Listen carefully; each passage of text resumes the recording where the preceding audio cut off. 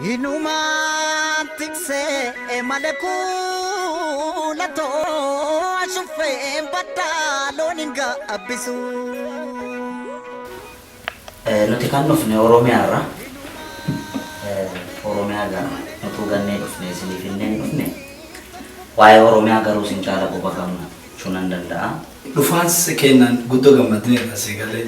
Garuu jalqaba nama fakkeenya godhachuu keen duraa namni kamuu gaafa gara addunyaa kanatti dhufu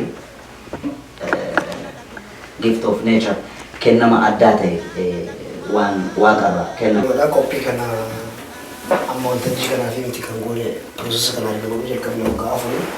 Carraa kana baay'ee artistoonni Oromoon argannee hanga ammaatti amma argachuun keenya baay'ee gammachuu guddaadha.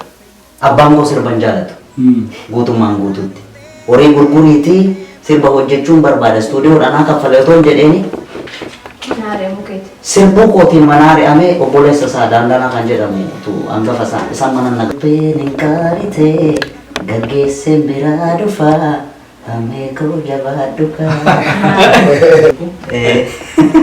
Kolalaniitoo maali malee wallu lolchiisoo. Imi manjalala